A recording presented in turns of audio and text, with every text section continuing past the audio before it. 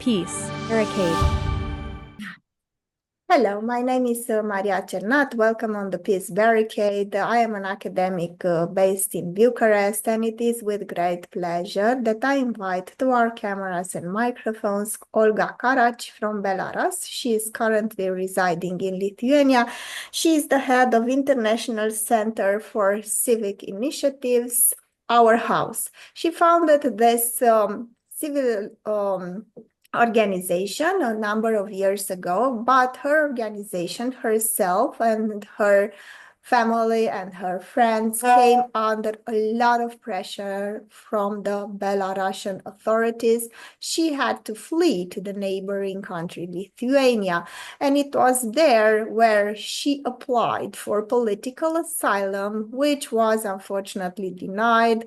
The date stuck with me because it is my birthday. August 18. I am so sorry that this happened when it is. And it was in 2023 that unfortunately also the Lithuanian authorities expressed some concerns about Olga's activities, and they thought she might be a national threat to their security. Such a nice lady over here, just imagine.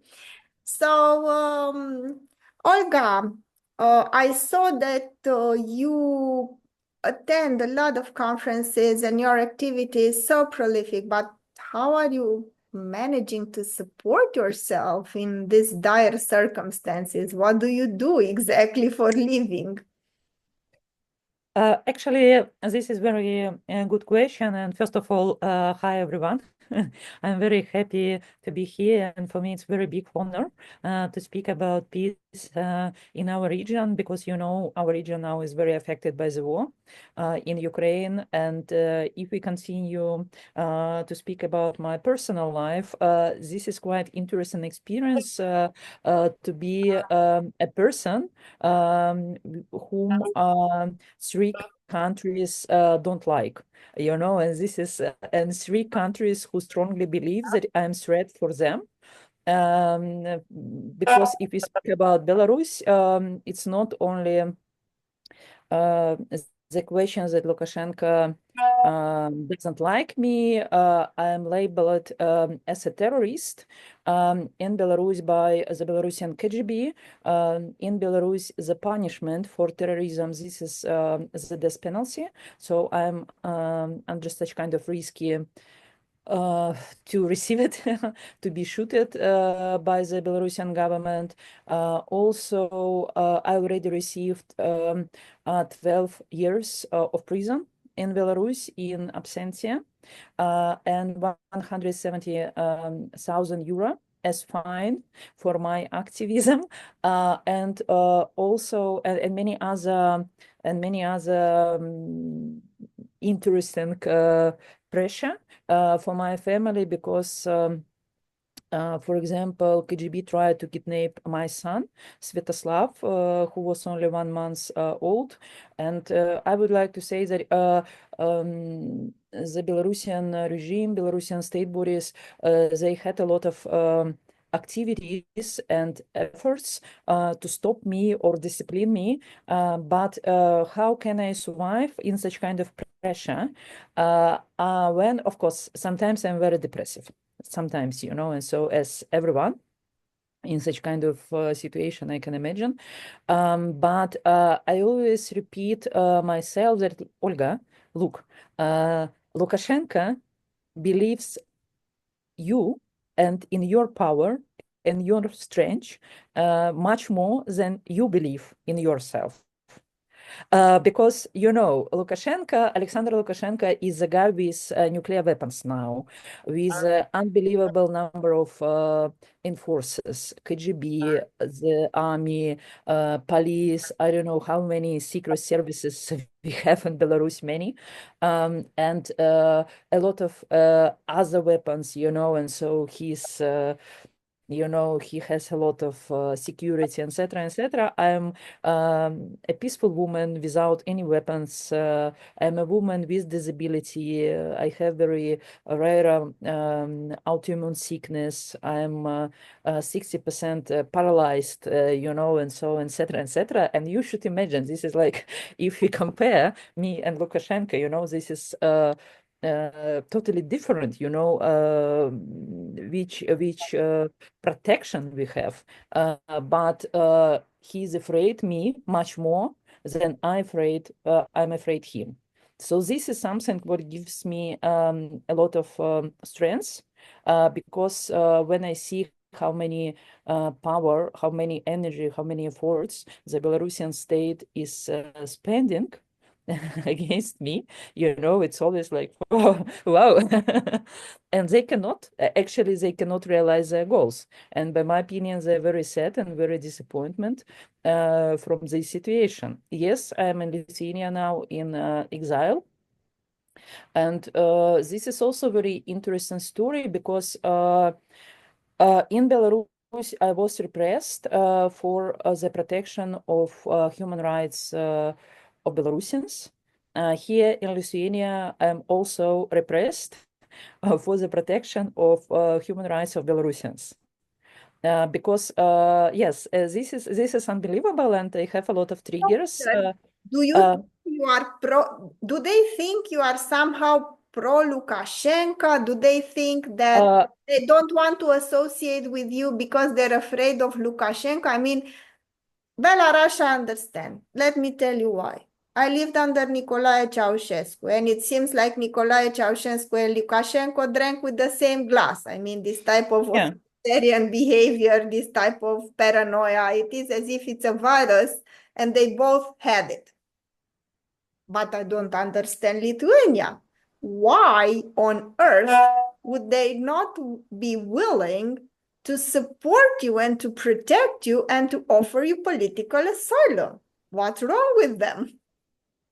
Actually, this is very interesting question in which side Lithuania is, because our story was started, of course, from the war in Ukraine. Because when the war in Ukraine was started, me, as many other Belarusians, we were shocked from the situation because we have quite, how to say, specific relationship with Russia and Ukraine. This is some kind of like family, and so we have relatives in Ukraine, in Russia, everyone from Belarus, and so the same in Ukraine, they have relatives in Belarus and Russia, and this is very close in connection between our nations. And for us, it was unbelievable shock how Russia even was able to attack Ukraine. For us, it's like, disaster. And of course, we were sitting together with my colleagues in Lithuania and Vilnius, and we thought how we can help, what we can do in the situation. Because, of course, we can help Ukrainian refugees, and we did it, of course, but this is some kind of struggling with the consequence. It's not the participation in decision-making process. It's not the struggling against the war. It's not influence for the process. And we decided that we can do only one thing in our situation. We can try or to do everything to block the Belarusian army and to steal the Belarusian army from the Lukashenko hands and prevent any participation of Belarusian army in the war in Ukraine on Putin's side. We started the campaign and we named the campaign No Means No. And for us, it's really interesting experience because this is first time in my life, because I'm feminist, I'm working for women's and children's rights, not for male rights. For me, this is first campaign in my life when I'm starting or I'm struggling for the males' rights, for the rights of men to avoid any participation in the army. When we started the campaign, actually, of course, Lukashenko didn't like it. It's very clear. And what is happens? What is happens in Lithuania? First of all, of course, we needed lawyers, because many Belarusian men who expected the participation of Belarusian army in the war in Ukraine, of course, they were fleeing to Lithuania too, and they asked the political asylum. So we needed the Lithuanian lawyer. We involved Lithuanian lawyer Mantas Danielius, ethnically Lithuanian man without any roots with Slavic countries, and after several months, the man was arrested by the Lithuanian police, and he received now 9 years of Lithuanian prison because he was recruited by Belarusian KGB to follow for us in Lithuania. Could you imagine that KGB recruited a European citizen to follow for us usual peaceful Belarusian women? So he helped us as a lawyer. Of course, actually he was very good lawyer and helped us a lot, but at the same time he collected all information about our activities and sent to KGB. So in this situation, KGB is the secret police controlled by Belarus. And let me yes, say, this is so complicated. So in fact, the fact was that you wanted to help Belarusian men who didn't want to join the army and the war effort alongside Russia. As far as we know, luckily, so far, men from Belarus and the Belarusian army, is not involved in the war in Ukraine. But what happened was that you got a lawyer from Belarus from Lithuania. from From Lithuania. Lithuania, this is important, Lithuanian man. A Lithuanian man who was also a lawyer that was supposed to help you with all the legal documents for the people coming and fleeing Belarus and not wanting to join the military or wanted to flee any kind of conflict, refugees, basically. And it was later found out that this man from Lithuania was actually recruited by the secret Belarusian services Belarusian KGB. Belarus. But how was this your fault? The Lithuanians hold it against you? Actually, this is very interesting because, of course, in this situation, of course, I had expect to have any kind of protection and security from Lithuanian government because if KGB is going to Lithuania to following for me and my colleagues, of course, we as Belarusian human rights defenders, we need protection. But what is happens in reality? We didn't receive any help at all.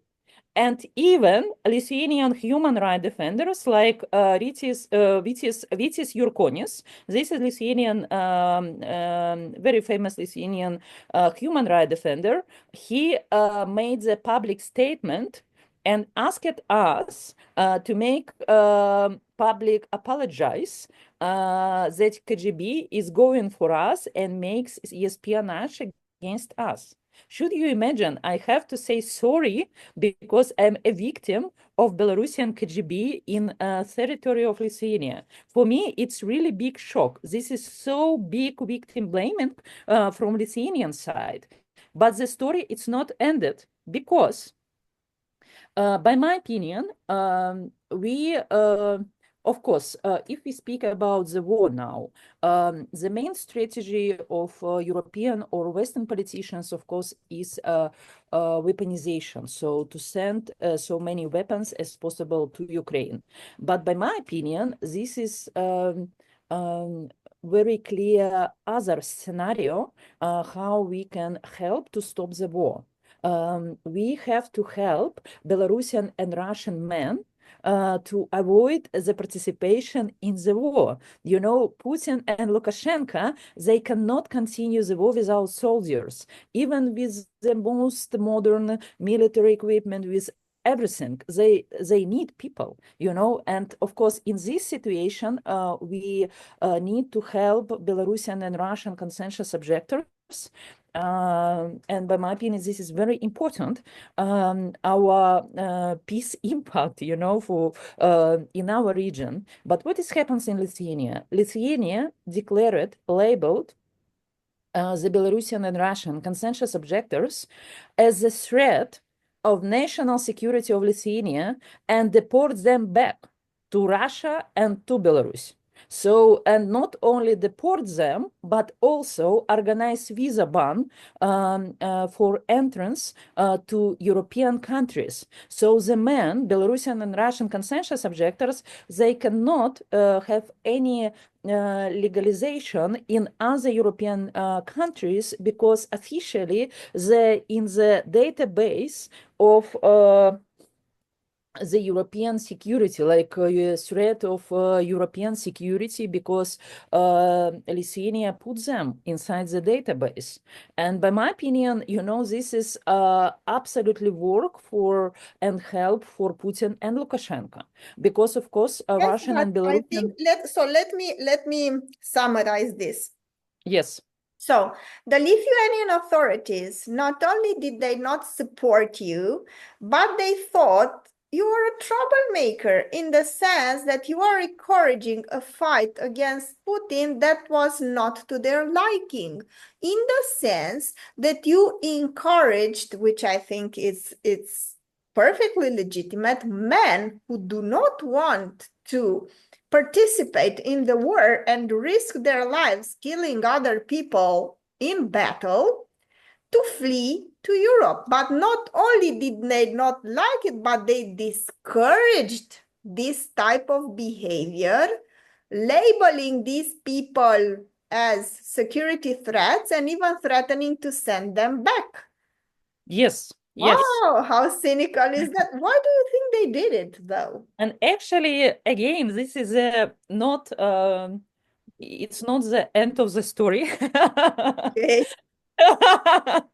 It Yeah, goes even further.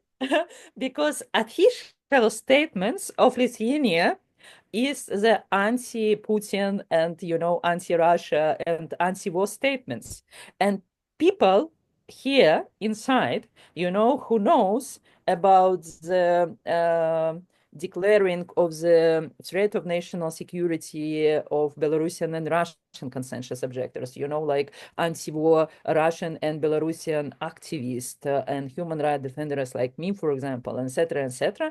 And at the same time, they listen Lithuanian politicians who say that, oh, we support Ukraine, against the war, etc., etc. For people like it's it's some kind The of like political contradiction. The schizophrenia. contradiction. Yes. How can you support Ukraine, but at the same time you don't support Russians and Belarusians who are critical of Putin's war? It's unbelievable. For me, it's open question what is happens in Lithuania because, by my opinion, actually, one my very good friend from Nuremberg, we were sitting with her and discussing the situation, what is happens. She said one very interesting formula about me and my relationship with Lithuania. She says that maybe, Olga, the main problem is that you are against the war, but you are not against Russians. Lithuanians are against Russians, but they're not against the war. Very You know, well put. Very well put. You are against and the by my war, opinion, this is you are against conflict, but you are not against people from Russia. Whereas yes, they are against people from Russia, but not against war. And this yes. is very important. Very well put. I think it's a very rational explanation. And by my opinion, in my opinion too, this is genius, and because actually I see a lot of militarization in Lithuania now, no, not only in Belarus, because unfortunately, for me, it was very hard to understand that we have very strong military propaganda from both sides. Not like propaganda in Belarus and Russia, it's maybe understandable and expectable, but also from our side. And this is very big question about the independent news, how we can trust and whom.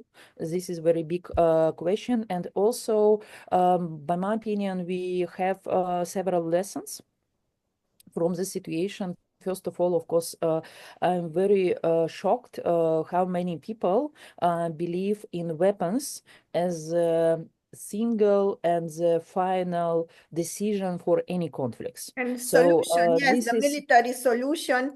Yes, yes. I think it is time to know that we met our each other through a common acquaintance from World Beyond World. Very, very important organization that I am very happy to be a part of. It was our chance to meet.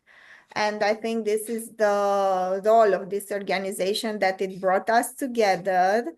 I ran the Romanian chapter called the Peace Barricade, and I wanted to emphasize this because you spoke about the media. And I think to the little extent that we can, it's very important to share these messages. And I launched this idea of starting our Eastern non-aligned peace movement because I live on the other side, where you have exactly the type of people who hate Russia but not the war. They will be more than willing to go to war to Russia. If they had the possibility to win against Russia in war, they will be willing to sacrifice as many Romanians as possible. They have no, reverse gear when it comes to war and military solutions. So, yeah, going back to the lessons, I think it's yeah, but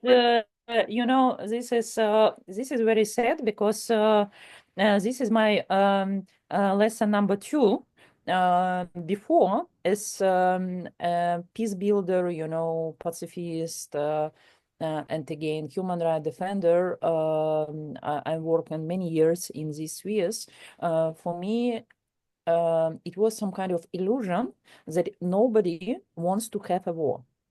This is something like people don't want to have a war, and so for me it was some kind of how do you say, axiom, some kind of basic statements from which we already started. But now I understood that I am totally wrong, and many people really want to have a war. Again, not in Russia, in Belarus. Belarus is quite pacifist country, and so many people really don't want to participate. But at anyway, and so many people who has some kind of profit from the war. It's not only like military companies, etc. It's quite clear, but also for ordinary people, and so they have some kind of benefits, because if you have the war, you have a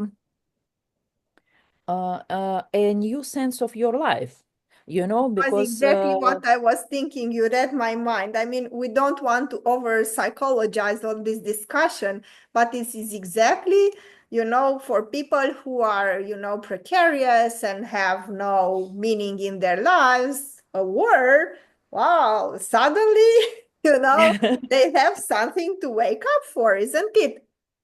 yeah, it's true. And especially before the COVID-19, by my opinion, many people here were very tired from the situation that the world is more and more complicated. You have credits, you have to carry about relatives, etc., etc. So many, like activities which you have to care about and keep in mind, blah, blah, blah. And if you have the war, if you are participating in a war, your life is very simple. You have to survive, and you have to kill so many enemies as you can. So this is very your life become very simple. Why people like it? The same even in It becomes very for risky because surviving in a war, let's face it, is kind of, very improbable, as we see by the numbers of dead people. But at the same time, I never thought of this simplistic view you don't have to ask yourself anything. You don't have to care about relatives, children, nagging all the time, all these complexities of life. It's a life and death situation that makes it very simple. Yes. You have no past, you have no future. You have only now. And of course, you feel and you live your now, very deeply. And for people, of course, it's some kind of like drugs. And actually, my next lesson is also about the power, people's power, because in the war, you have a lot of impressions that you are like God. You can kill somebody or you can save the life of somebody. You decide, who can continue the life or who cannot. So this is also very big, how do you say, pressure, even something like Incentive. drug. Yes, like drug, because you have absolute power like God in this sense. And of course, for people, you receive such kind of energy from this kind of understanding. Yes, yes. Okay, so I think this is the first part of the discussion where we aim to understand what happened to you. I sincerely suggest our viewers that follow Olga and her work. I'll do my best to promote her articles, to promote her speeches. Her life story is quite impressive because she's very brave, but I kind of understand what she does, because sometimes the situation is so desperate that you cannot do anything but oppose. I mean, anything else seems like you die. I mean, you have to do it, because otherwise it would mean killing yourself, basically, and killing your morals and killing your hopes and dreams and aspirations. And you cannot prevent it. You cannot do anything but oppose such a regime. And what I suggest we start discussing in this second part of our discussion is the situation in Belarus. And I also would ask you to ask me questions, because Yeah. I've been under such a leader and I saw what happened to my country after we got rid of him. And first and foremost, how did you started this initiative? Was it always that bad in Belarus, or did you have some sort of space for dissent, for building an organization? Were the authorities more, how should I say, relaxed in terms of your activities and human rights activities? Actually, this is very interesting question, because we have to return to the beginning of 90s, when the Soviet Union was collapsed. And of course, Belarus received independence, and it was many dreams, it was many hopes, it was a lot of enthusiastic feelings about future. People have to have the rights to travel, to start to discuss everything very openly, etc., etc. And but something in 1998, 1999, I started to feel like shrinking space. I started to feel that I need more More room. breathe, and so I don't have enough air to breathe. And I started to think that we started to move in a very strange way, and we have to do something. Actually, we started as the literature club during my students' time, and we started to be more and more active in human rights defense, in political sense, etc., etc. And when my first campaign was at 1999, when Viktor Gonchar He was a guy, a chief of the Central Election Commission, and the guy who helped Lukashenko to get the power from his team. He tried to organize the alternative president elections. And we tried to participate in such kind of alternative president elections campaign and collected signatures from usual people, from ordinary people. And for me, it was very hard campaign because many people understood or thought about Lukashenko like a god, and if you went to them and tried to say, oh, this is alternative elections against Lukashenko, etc., for people, it was something like against But religion, why did they like So him so much? Why did they like him so much? the same why people like militarization now. This is very simple or very, very similar processes because militarization and Lukashenko at the moment, they proposed very simple decisions. It's like I started to work all factories, I started to pay pensions and salaries in time, and I stopped the war or I think I people. understand. Let me see if I get it correctly, because our Yeah, country went up until some point on similar path, and then you took a different turn than Romania. Whereas in Romania, the disaster of the 90s continued on and on with privatizations, with corruption, with poverty, with huge numbers of unemployed people, with desperation, with salaries not paid on time and all the rest. We achieved some sort of stabilization, but you have to keep in mind that 5 million Romanians are abroad. We are the country with the biggest migration in times of peace in the world. So a lot of people actually fled the country.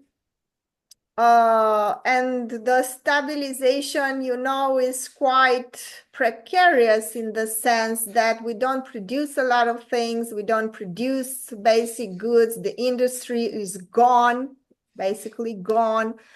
And we have a huge budget deficit in the sense that we borrowed money like crazy. And now I don't know what we are going to do when we have to pay back the loans.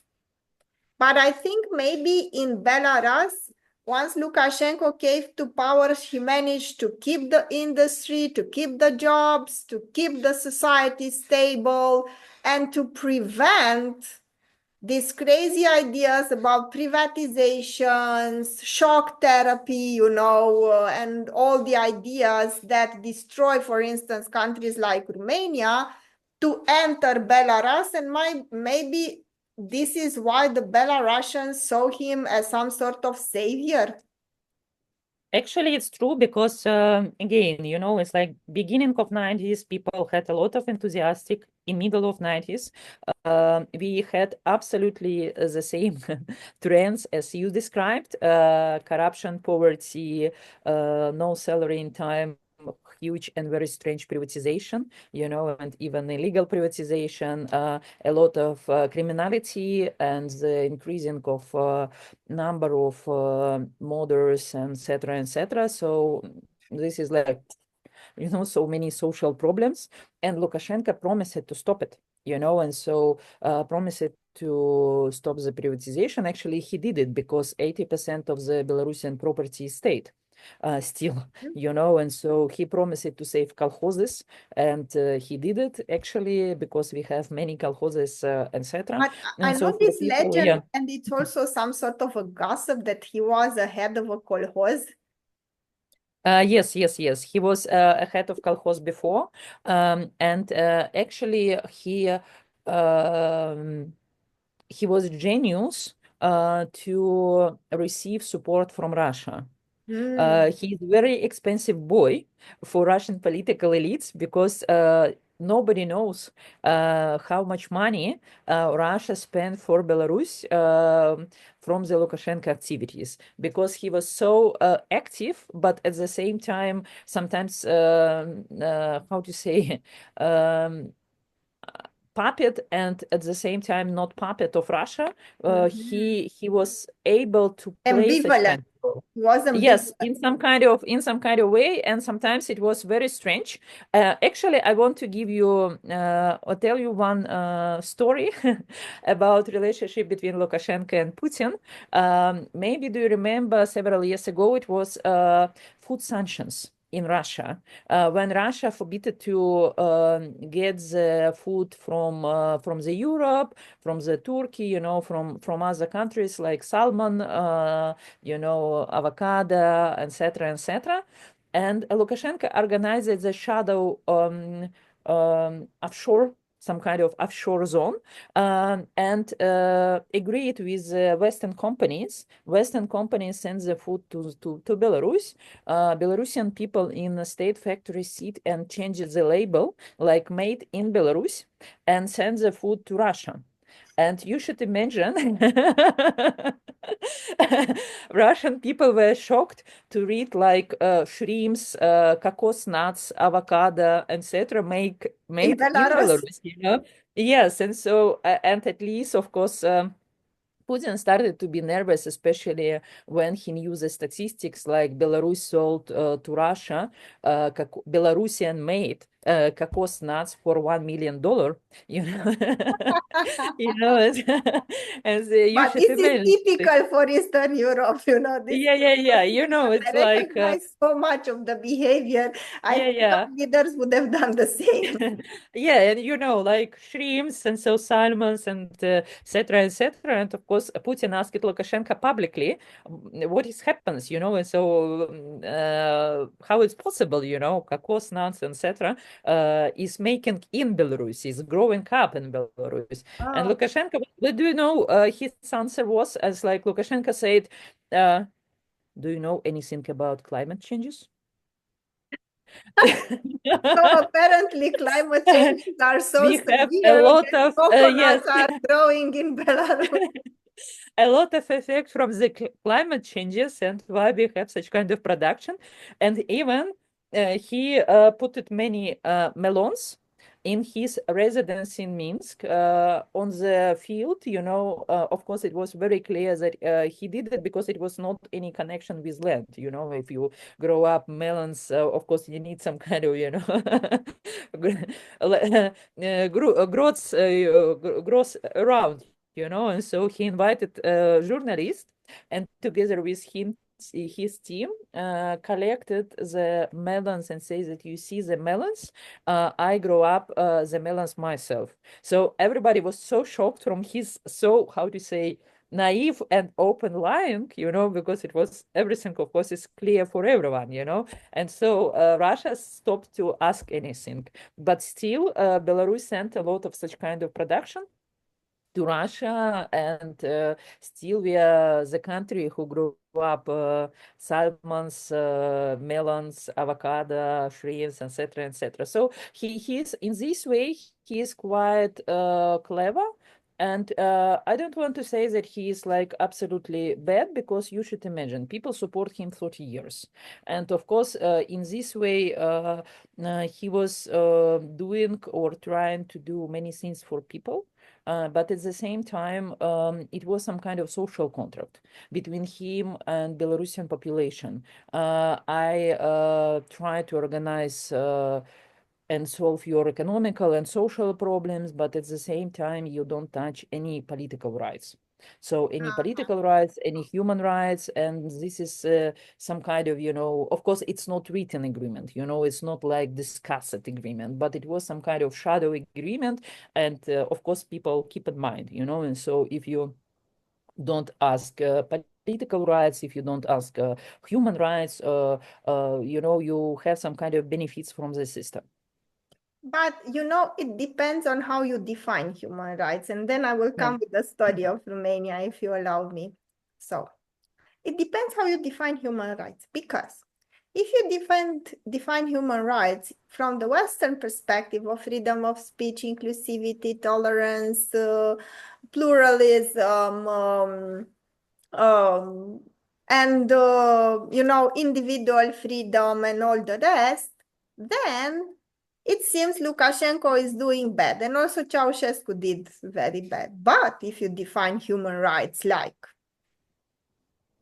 the right to a stable job, the right to owning a flat, the right to have a decent pension, the right to have some economic stability, and they are not doing so bad. But the tragedy is that, of course, any decent human being would want to have them both, would want to have them both. This is the tragedy. And now let me tell you what happened to Romania, because as I told you prior to our meeting, and I would like to discuss more because I think our countries are so interesting, and at the same time to see we had a common path that we followed together, but then went in opposite directions. But it went bad, from bad to worse. And especially in Romania, I told you a shocking statistics show that at least from the point of view of the job stability, 70% of Romanians regret Ceausescu. From the point, so the Friedrich Ebert Foundation in Romania conducted their research, and data showed that 70% of Romanians regret a lot of, or more than 70% regret a lot of aspects of the Ceausescu regime. And you would ask yourself, how was this possible since Ceausescu was such a monster?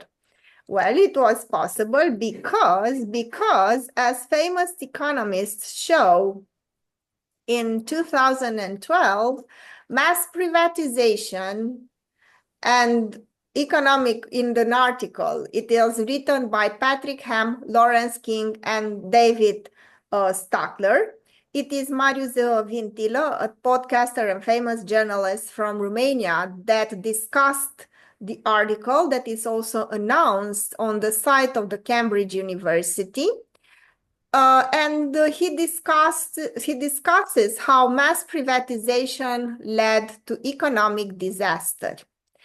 The devastation, the economic devastation, the social devastation that followed privatization in Romania was without precedent. It was like an economic war waged against us. And while this discussion and this article that was written in 2012, where they performed cross-national panel.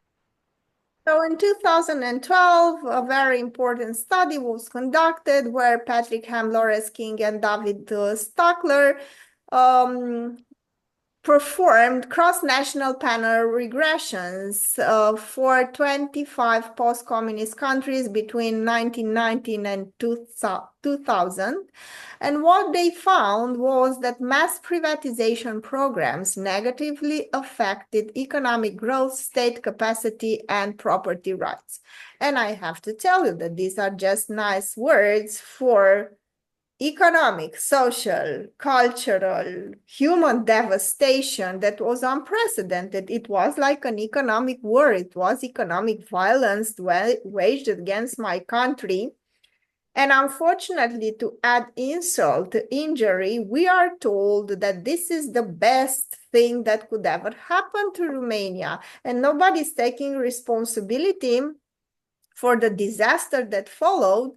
And it is only natural that you end up with people like Lukashenko, because what's the alternative, Romania? Well, in Romania, I told you, 70% of the population regret at least some parts of the Ceausescu's regime. Why? Because what followed in economic terms for a lot of the people of Romania was even worse. It was like the crisis in 1929 in the USA. Huge unemployment, the destruction of infrastructure, of everything, railways, companies, industry, unprecedented devastation, Olga. It was as if you exploded an economic bomb, if you like, in my country. And for intellectuals, for people working for human rights, for people that aspired, to the Western definition of human rights, it was okay because they prospered, but for a huge part of our country, it was not. And they would have wanted an economic definition of human rights. And we may not like it, but when people are desperate and poor, they were willing to sacrifice their freedom of speech to have a stable job, to have stable income, to have access to healthcare, to social security services, to all sorts of social safety nets. And I don't think that's to blame. I mean, it is their option, and we have to fight for a society where both understandings of human rights are, are on the agenda of politicians, because otherwise you are made to choose between what?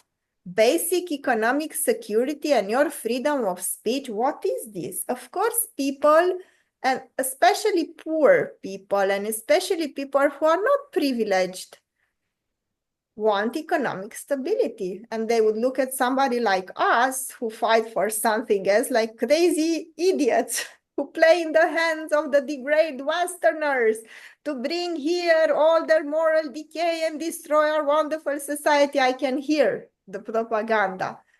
At the same time, as much as I hated, they have a point, because the Westerners came to Romania, and especially it was the World Bank, it was the IMF. And you see from this study that was conducted by two economists from Cambridge and one from Harvard, not from Moscow, okay?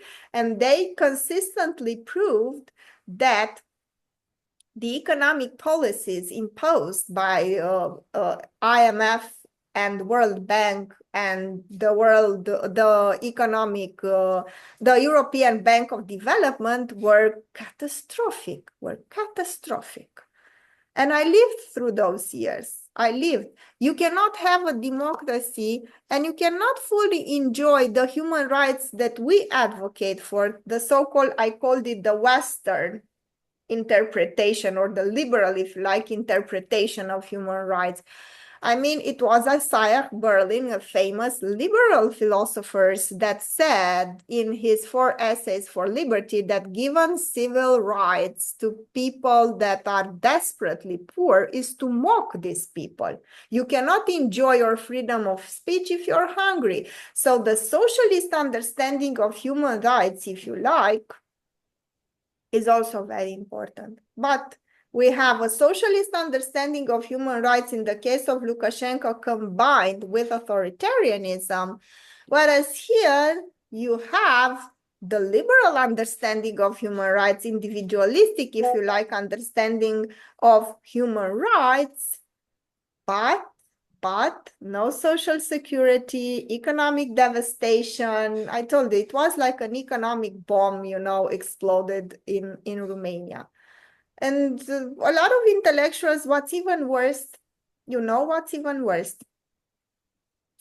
The fact that, unfortunately, our intellectuals are not willing to see it. Because, this type of system that focuses on individual freedom and liberal understanding of human rights is good for them. It benefits them. It's good because they can, do activism. They can express their willings. They can start NGOs. They can apply for funds. I mean, for them, it's okay. And they don't understand that they live in a bubble. And unfortunately, according to the World Bank, not to some Moscow propagandists, 30% of Romania's population is living in extreme poverty. Can you imagine? 1 in 3 Romanians is experiencing extreme forms of poverty. And I think they are being nice in the sense that if they look closer, the situation, I think it's even worse than that. It's even worse. So why? Why do we have, for Eastern Europe, it seems like we have to choose between a crazy guy like Lukashenko, who gives you some sort of economic stability, but then if you say something against him, he comes and strangles you, or my country, where you're free to say whatever you want, although this is becoming questionable also. But, you know, what is the freedom of speech here? The freedom of speech in my country was defined by a media owner who said something like, you are free to go if you don't write what I say. So, you know, this is basically it. So you have, we have a lot of freedoms. I told you the freedoms that you fought for, but they came at a cost. They came at a cost, and a huge cost. I feel compelled to say this because I think I have to be honest towards you and the kind of your friends and people that have high hopes. Isn't it that where you thought that by getting rid of Lukashenko, you will be very happy?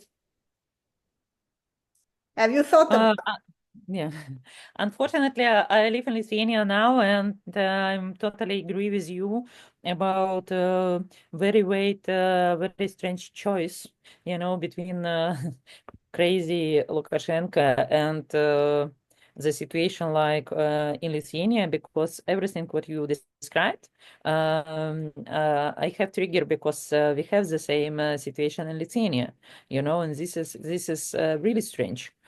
For me, for example, I'm not big fan of Lukashenko at all. But in Belarus, officials are responsible for their decisions. So why sometimes, this is very easy to organize authoritarian practices because they know that they will be answering. If they do something wrong, they will be answering. So sometimes it gives a space for human rights defense, because who is responsible, and so if they do something wrong, and you can prove it in different ways, they will lose a job minimum or will be imprisoned. So why the system is working is very well. For example, in Belarus, if the officials have to answer during 1 month, they will answering, so not 31 day, not 32, they will be, like the procedures are very, very, very well organized. In Lithuania, we have I have impression with the migration office, for example. This is unbelievable. People make so many mistakes, and nobody is responsible. Mhm. But this is the life of people, and so if you do something wrong, and it's effect of somebody, no, and the same in different levels. Why many people in Lithuania live in so extremely poverty? Because again, nobody is responsible for wrong decision making process. So for me, it's something like, I want to have in middle, something in middle between Lukashenko system and Lithuania system, because you're absolutely right, about why we should choose. In Belarus, for example, women have the right to have 3 years of holiday for baby care. Three And years? 3 years, yes. Fantastic. Wow. Of course, the government is paying not a lot of money for such kind of things, but they have the right to be 3 years, and the employee has to save the working place for her. So if the woman should decide to return back to her work after 3 years, the employee, he or she, should organize the working place for her. It's a law. And you should imagine this is some kind of protection, for women, and also they count the working term, this kind of baby care, holidays, etc., etc. So this is some kind of, I'm agree, this is some kind of basic protection. And this is what we don't have in Lithuania, and In this is very Lithuania, what's the interesting. system? What is the system in Lithuania? Actually, I have to check, but by my opinion, this is not such kind of system of social protection. Again, a socialist understanding of feminism and of human rights, giving economic support to young mothers and giving them an economic stability for 3 years after they had their child. And then you have, other understandings of feminism or other types of understanding of human rights when it comes to women, not focusing so much on the economic support, but much on the individual freedom. But how free can you be if you don't have a minimal financial support, isn't it? And this is why we have to emphasize, I don't want to take much of your time. We have to come back to these issues because I think they are very, very important. And I want the viewers to hear our voices, to stop discussing about us without us. It was from Turkey, a singer journalist that approached me when all these events happened in Romania. And I think we should also discuss about freedom, and we should discuss more about human rights from the liberal perspective and the socialist perspective, from the Western perspective and from our Eastern perspective. And dear viewers, if you liked Olga, I liked her very much, I confess. If you liked our discussion, if you think what we're doing here is valuable in terms of sharing information about our country, about our destiny, about the economic war that it's parallel to the military war actually waged against different countries and Ukraine especially, then please share, subscribe, and help us amplify voices of reason and peace. Thank you so much, Olga. Thank you very much, Maria, and see you later. Yeah. Peace. Barricade.